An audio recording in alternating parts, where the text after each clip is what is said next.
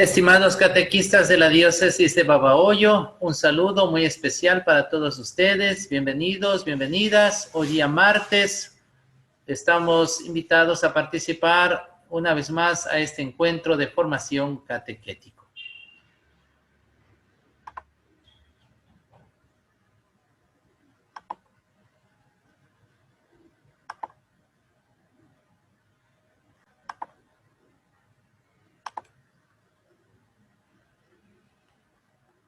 Vamos a comenzar con una oración a la Santísima Virgen María.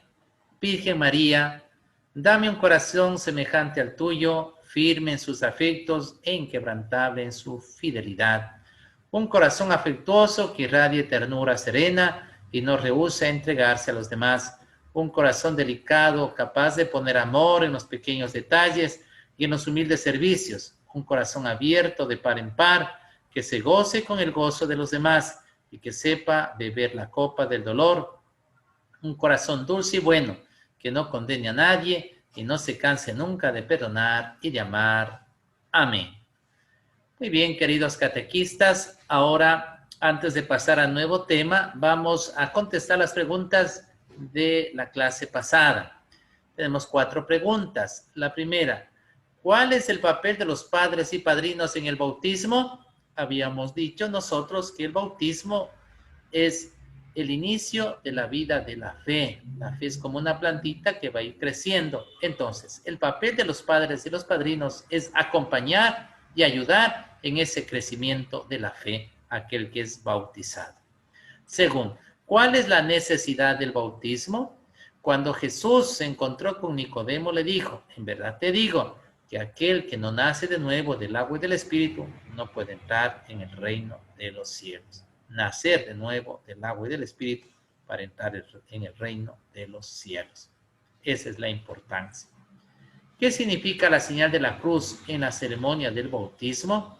La cruz significa esa gracia de salvación que todos nosotros la ganamos por la muerte y resurrección de nuestro Señor Jesucristo. ¿Qué significa la unción con el Santo Crisma en la ceremonia del bautismo? Esta unción significa que todos hemos sido consagrados, hemos sido unidos a Cristo y participamos de esa triple función, profetas, sacerdotes y reyes. Ahora, queridos catequistas, vamos a ver este nuevo sacramento, el sacramento de la confirmación, que es uno de los 3 sacramentos de la iniciación cristiana. El bautismo y la confirmación tienen una relación muy importante. El bautismo es el inicio en la vida de la fe. La confirmación, en cambio, se llega a la madurez de esta fe. Con este sacramento se llega a la plenitud de la gracia bautismal. Tiene 2 nombres. Primero, confirmación, porque se confirma la fe del bautismo en los jóvenes. Y crismación, porque al candidato se le unge con el Santo Crisma. El sacramento de la confirmación es aquel que une a los confirmados más íntimamente a la iglesia. Miren, les une más íntimamente a la iglesia y los enriquece con una fortaleza especial del Espíritu Santo. La persona que se confirma recibe todos los dones del Espíritu Santo. De esta forma quedan comprometidos aún más como auténticos testigos de Cristo, a extender y defender la fe con sus palabras y sus obras. El confirmado entonces se convierte en un auténtico testigo de Cristo. Está llamado a extender, a defender la fe con palabras y con obras. Hemos dicho que la confirmación es el sacramento por el cual se recibe esta fortaleza, esta fuerza del Espíritu Santo. Es importante recordar un poquito entonces quién es el Espíritu Santo. Es la tercera persona de la Santísima Trinidad. El Espíritu Santo se identifica con ese amor profundo que existe entre el Padre y el Hijo. Nosotros conocemos, queridos catequistas, ese gran misterio de la Santísima Trinidad. Dios, que es una familia compuesta por 3 personas, Padre, Hijo y Espíritu Santo. El Padre que ama inmensamente al Hijo, el Hijo que ama inmensamente al Padre, y ese amor profundo entre el Padre y el Hijo también es una persona. Ese es el Espíritu Santo. Además, al Espíritu Santo se lo identifica con la fuerza y la sabiduría de Dios. En la Biblia se lo representa con muchas figuras. ¿Cuáles son estas figuras? Por ejemplo, el agua. En el bautismo otorga un nuevo nacimiento. La unción, que es el óleo que representa la fuerza del Espíritu. El fuego, símbolo de energía transformadora, como ese fuego que descendió en Pentecostés sobre los primeros discípulos. También se representa como una nube. Así se manifestó el Espíritu Santo cuando cubrió como una nube a la Santísima Virgen María, y gracias a ese Espíritu Santo, ella quedó esperando al Hijo de Dios. También como un sello presente en los sacramentos, imponiendo el carácter indeleble del Espíritu. El Espíritu Santo marca, señala, deja una señal imborrable en el alma de las personas, y así quedan señaladas para Dios. Luego también como una mano, mediante la imposición de las manos se transmite el Espíritu Santo. El Espíritu Santo también se lo compara como una paloma, esa paloma que descendió, por ejemplo, en el bautismo de Jesús. Ahora vamos a ver esa presencia del Espíritu Santo y el desarrollo del Espíritu Santo en la economía de la salvación. En el Antiguo Testamento, los profetas anunciaron que el Espíritu del Señor reposaría sobre el Mesías esperado para realizar su misión salvífica. Miren, en el Antiguo Testamento los profetas anunciaban que va a venir el Mesías, y ese Mesías será aquel que es ungido, aquel que recibe el Espíritu Santo. Esa será la señal. Y esto lo dice, por ejemplo, en Isaías capítulo 11, versículo 2. Una rama saldrá del tronco de Jesé, un brote surgirá de sus raíces. Sobre él reposará el espíritu de Yahvé, espíritu de sabiduría e inteligencia, espíritu de prudencia y valentía. En el Nuevo Testamento, el descenso del Espíritu Santo sobre Jesús en su bautismo por Juan fue el signo de que él era el que debía de venir, el Mesías, el Hijo de Dios. Una vez que Juan bautizó a Jesús, el Espíritu Santo en forma de paloma bajó sobre él. Después Juan fue y comunicó a sus discípulos y dijo: Jesús es el Cordero de Dios, él es el Mesías, porque he visto descender el Espíritu Santo sobre él. Habiendo sido Jesús concebido por obra del Espíritu Santo, toda su vida y toda su misión se realizan en una comunión total con el Espíritu Santo. La fuerza que mueve a Jesús será la fuerza del Espíritu Santo. Ese Espíritu Santo con lo cual hay una comunión tan grande y tan estrecha con Jesús. Ahora bien, esta plenitud del Espíritu debía ser comunicado también a todo el pueblo mesiánico, es decir, ese Espíritu Santo que Jesús recibió y con el cual Jesús llevó adelante toda su obra. Ese Espíritu Santo también iba a descender sobre los demás discípulos, y por eso Jesús en repetidas ocasiones ofreció y prometió esta efusión del Espíritu Santo. Les decía a los discípulos: conviene que yo me vaya, para que yo, cuando llegue a mi Padre, pida y envíe el Espíritu Santo, que será el Paráclito, el intercesor sobre cada uno de ustedes. Esta promesa, queridos catequistas, se lo realiza el día de Pascua. Nosotros encontramos en el Evangelio de Juan, capítulo 20, versículo 22. Pero luego, de una manera mucho más clara y manifiesta, en Pentecostés, 50 días después de la muerte y resurrección de nuestro Señor Jesucristo, se da este evento maravilloso, donde los discípulos estaban reunidos en oración en una casa, y luego el Espíritu Santo en formas de lengua de fuego descendió sobre cada uno de ellos. Llenos del Espíritu Santo, los apóstoles comienzan entonces, después de Pentecostés, a proclamar las maravillas de Dios. Desde el inicio de la iglesia, entonces, desde el inicio de esa gran misión de la iglesia, los apóstoles, en cumplimiento de la voluntad de Cristo, comunicaban a los neófitos, mediante la imposición de manos, el don del Espíritu Santo, destinado a completar la gracia del bautismo. Esto nosotros lo entendemos cuando leemos los Hechos de los Apóstoles, capítulo 8, versículo 14 al 17, cuando se nos dice que habiéndose enterado los discípulos que estaban en Jerusalén, que los samaritanos habían aceptado la palabra de Dios, les enviaron a Pedro y a Juan. Bajaron y oraron por ellos para que recibieran el Espíritu Santo, ya que todavía no habían descendido sobre ninguno de ellos y solo habían sido bautizados en el nombre del Señor Jesús. Pero entonces les impusieron las manos y recibieron el Espíritu Santo. Mire, se enteraron entonces los apóstoles de que en Samaria muchos se habían convertido, se habían bautizado, pero ellos sabían que les hacía falta ese don especial del Espíritu Santo y por eso mandaron a los discípulos para que les impongan las manos y reciban este gran don. Comienza entonces a aparecer con esta imposición de las manos como este signo importante de la transmisión del Espíritu Santo.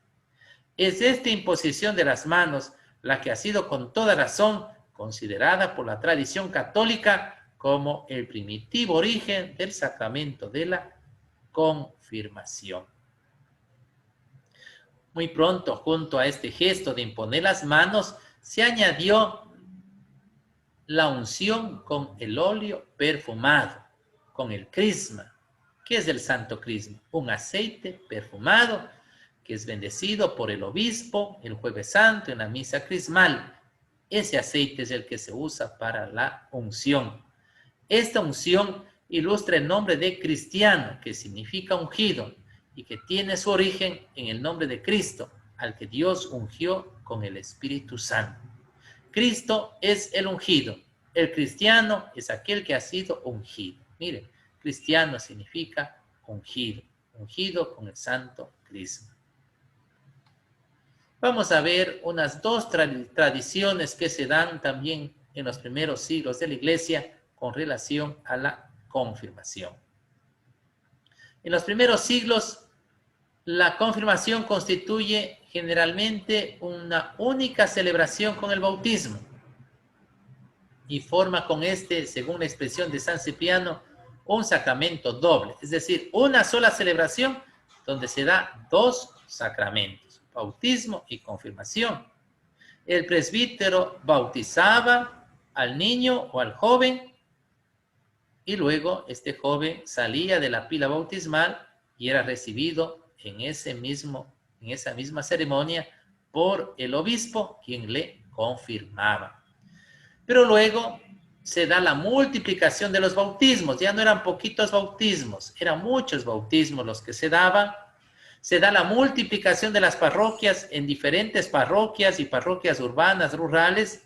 Entonces, y el obispo físicamente no se abastece. Nosotros sabemos que en una diócesis hay muchos sacerdotes, pero un solo obispo. Entonces, se tiene que dar esa separación. Primero se bautiza y después se deja en un momento para que se reúnan todos los niños bautizados y que han sido preparados para que el obispo los confirme. De ahí que se da la separación y esta división entre estos dos sacramentos. En Occidente, es decir, la Iglesia Latina, por el deseo de reservar al obispo el acto de conferir la plenitud al bautismo, se establece la separación temporal de ambos sacramentos. Lo que les decía, se separa. Ya no se hace en un mismo momento. Primero el presbítero bautiza y en otro momento, cuando el obispo puede llegar a la parroquia, confirma. Pero ¿por qué se tiene que esperar que el obispo venga? ¿Por qué se le delega únicamente o por qué es el obispo la única persona que está llamada a confirmar? Porque el obispo es el garante de la unidad, catolicidad y apostolicidad de la iglesia. Y cuando una persona se confirma, entonces esta persona, al ser confirmada por el obispo, también es parte de esta unidad, de esta catolicidad y apostolicidad. Luego, en el Oriente se ha conservado unidos estos dos sacramentos. En Oriente, en la iglesia, por ejemplo, de Constantinopla, en la iglesia de Moscú, no se ha separado estos dos sacramentos. Más bien, hasta la actualidad se mantienen unidos. De modo que la confirmación es dada por el presbítero que bautiza. El presbítero bautiza y luego él mismo unge con el crisma y da la confirmación. Sin embargo, este aceite que utiliza el presbítero solo puede hacerlo con este aceite, tiene que ser el aceite consagrado por el obispo. Ahí se da esta vinculación del obispo también al sacramento de la confirmación. Si bien es cierto, ya se le deja que el presbítero sea el que bautice y confirme, pero tiene que hacerlo con el aceite con el que el obispo, el aceite que ha sido consagrado y bendecido en la catedral por el obispo. Vamos a ver ahora, queridos catequistas, la celebración o el rito del sacramento de la confirmación. Tiene tres partes. Primero, la renovación de las promesas bautismales.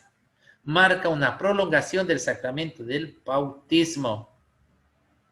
Nosotros conocíamos entonces que hay esta unidad entre el sacramento del bautismo y la confirmación. Antes inclusive eran unidos, después se los separó.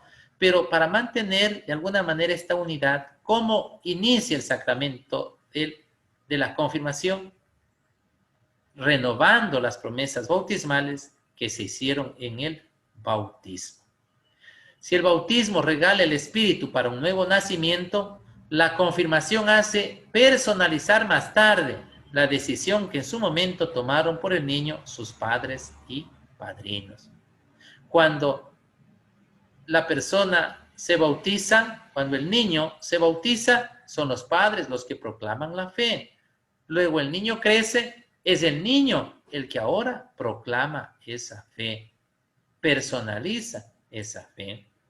El confirmado acepta la vocación apostólica para ser testigo de Cristo ante el mundo mediante la fuerza del Espíritu Santo. Normalmente el niño ya no es un niño, es un joven.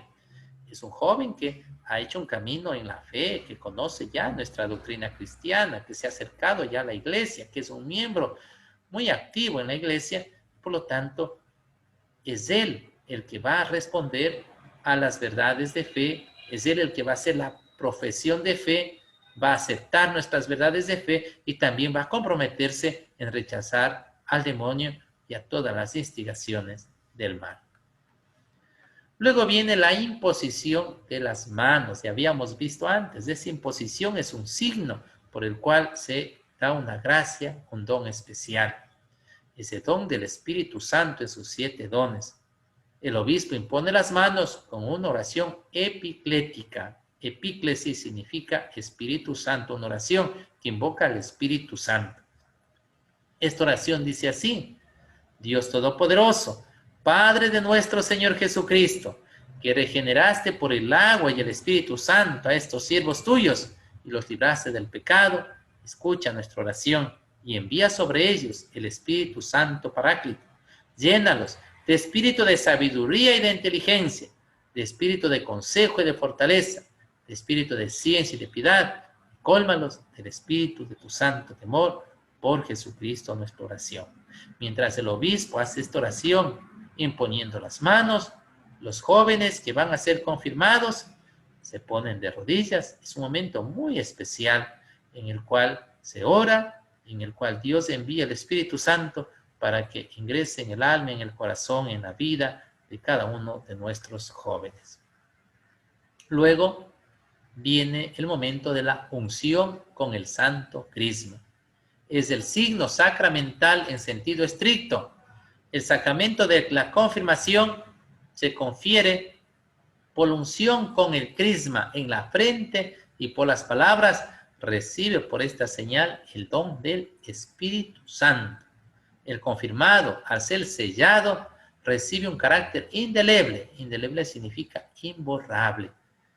El sello del Señor, al mismo tiempo que un don del Espíritu, lo cual se configura más perfectamente a Cristo y le da la gracia para difundir entre los hombres el buen olor de Cristo. Miren, con este bautismo, con esta unción, se configura perfectamente a Cristo. Recibe esa plenitud del Espíritu Santo. Y claro, tiene que comprometerse, ya unido a Cristo, a dar testimonio de Cristo en el mundo. Este sello marca la pertenencia total a Cristo y la protección divina de Dios. Luego de esta unción, el obispo finaliza el sacramento o este rito de la confirmación con un saludo de la paz al confirmado. En ocasiones puede ser con una leve bofetada. Indica que el joven debe estar dispuesto a la lucha contra el mal y a superar cualquier dificultad. Debe ser apóstol de Jesús, ser su testigo en la sociedad, ser mártir, dispuesto a dar la sangre de Cristo por la verdad y la justicia.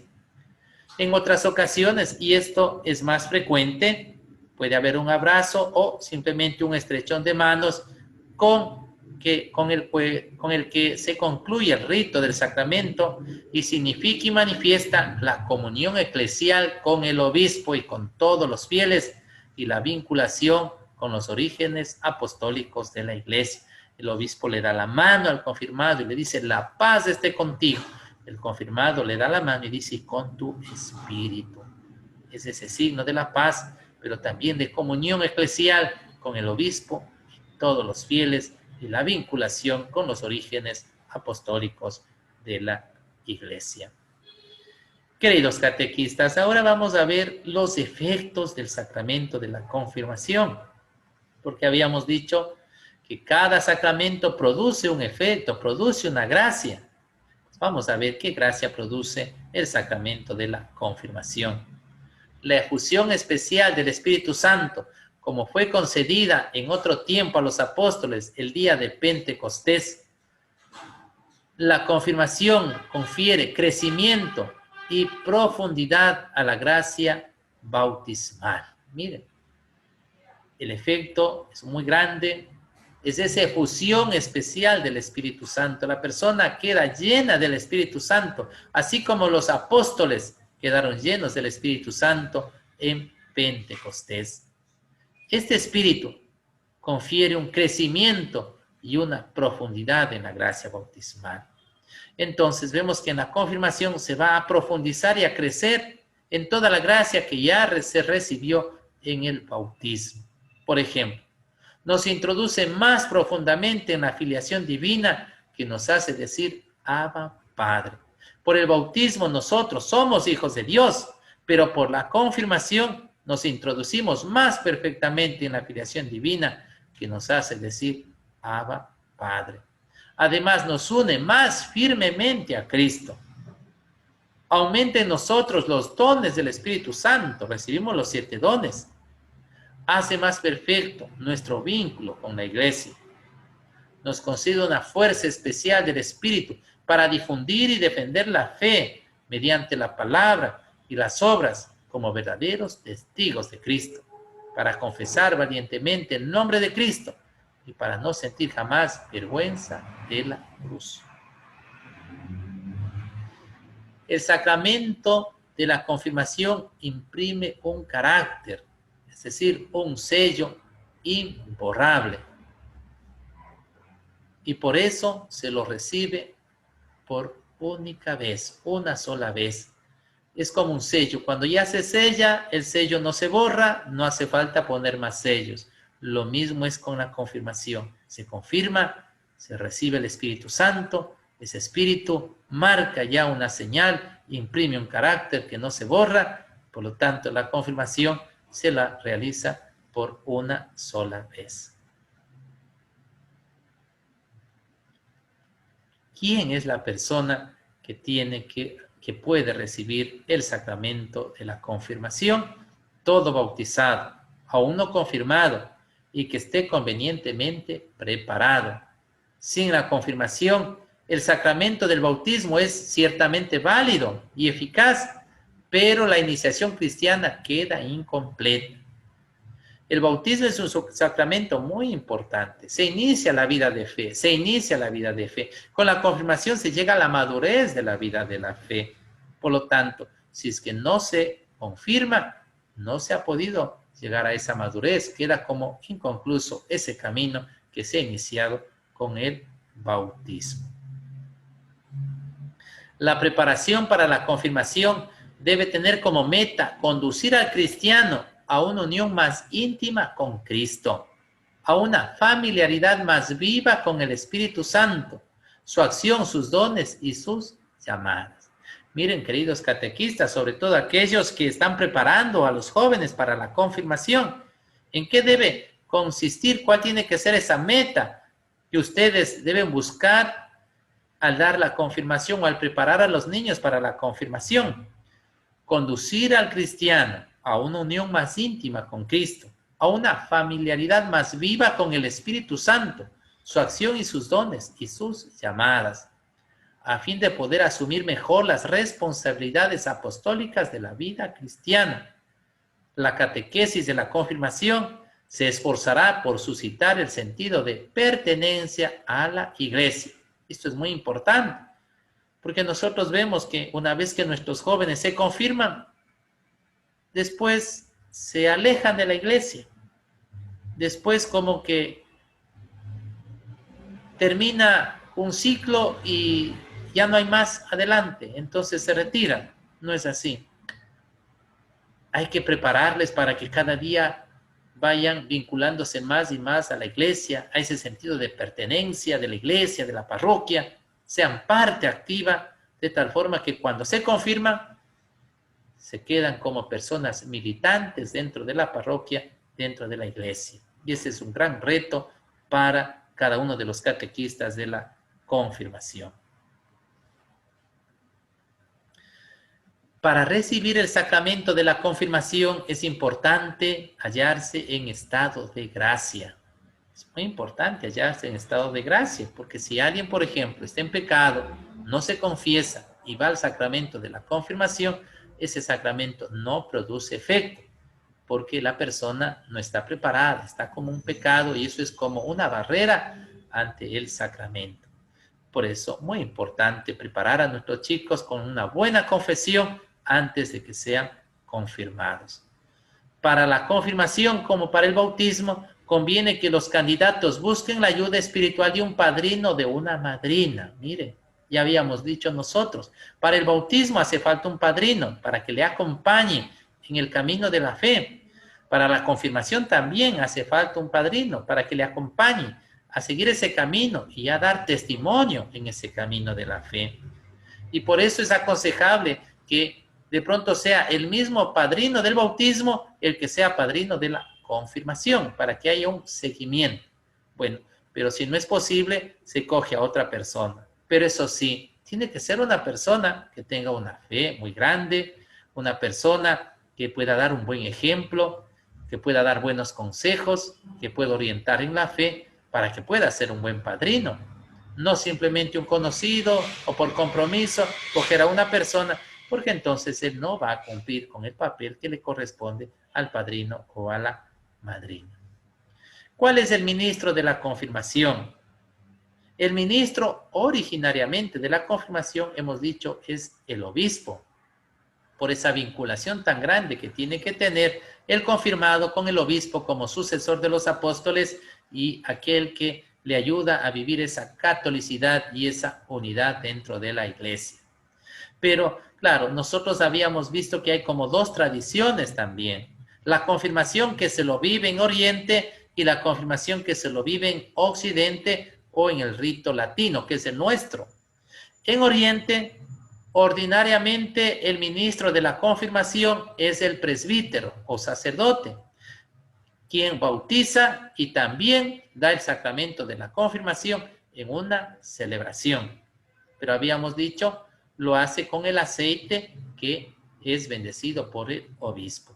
En cambio, en el rito latino, es decir, en la iglesia de Occidente, en América Latina, en Europa, el ministro ordinario de la confirmación es el obispo, aunque el obispo puede, en caso de necesidad, delegar a los presbíteros, conceder a los presbíteros la facultad de administrar el sacramento de la confirmación. Desde luego, con el aceite bendecido por el obispo. Los obispos son los sucesores de los apóstoles y han recibido la plenitud del sacramento del orden. Por esta razón, la administración de este sacramento por ellos mismos pone de relieve, estamos hablando del sacramento de la confirmación, pone de relieve que la confirmación tiene como efecto unir a los que lo reciben más estrechamente a la iglesia, a sus orígenes apostólicos y a su misión de dar testimonio de Cristo. Si un cristiano está en peligro de muerte, cualquier presbítero puede darle la confirmación, ¿sí? En situaciones ordinarias se lo deja al obispo, ahí le corresponde el sacramento de la confirmación. Si el obispo tiene alguna dificultad, puede delegar, pero ¿qué pasaría si está el joven ya en peligro de muerte? Puede administrar el sacramento de la confirmación un presbítero. Muy bien, queridos catequistas, creo que hemos podido mirar este sacramento tan maravilloso, sacramento del compromiso de fe, de la madurez de la fe. Espero que al haber mirado un poco este caminar o haber meditado sobre la naturaleza, los efectos de este sacramento, nosotros también podamos meditar que hemos recibido este sacramento tan grande, que somos ungidos por el Señor, que hemos recibido esa plenitud del Espíritu Santo y que estamos llamados a dar testimonio de Dios en el mundo. Usted, querido catequista, es ungido por el Señor, está llamado y llamada a dar testimonio, y qué lindo que lo haga comprometiéndose a ser catequista, a ser maestro de la fe. Hágalo con valentía, hágalo con fe, porque el Espíritu de Dios está sobre usted, porque usted es ungido y ungida en el bautismo y perfeccionado en la confirmación, a seguir adelante viviendo nuestra unción. Y ahora, queridos catequistas, quisiera dejarles unas preguntitas a cada uno de ustedes para que puedan contestarla. Primero, ¿quién es el Espíritu Santo? Segundo, ¿qué es Pentecostés? Tercero, ¿cuántas partes tiene el rito de la confirmación? Y cuarto, ¿cuáles son los efectos del sacramento de la confirmación? Ahí quedan estas preguntas para ustedes, queridos catequistas. Y ahora les agradecemos mucho por su atención. Les felicito por buscar estos espacios para seguirse preparando. A veces no es suficiente tener la buena voluntad. Sí, es muy importante tener una buena voluntad de servirle a Dios, de dar testimonio de Dios, de ser catequista. Pero si no nos preparamos, no vamos a poder cumplir de la mejor manera con nuestra misión, ni ser fieles a lo que Dios quiere que enseñemos en su nombre. Por eso me alegro mucho que ustedes se unan a estos encuentros, que se preparen y a seguir adelante. Cada día conociendo más nuestra fe, y una vez que conozcan más nuestra fe, no se olviden, no es solo para ustedes. Anúncienla, compártanla con los demás. Sean esa sal de la tierra y luz del mundo. Que Dios les bendiga a todos.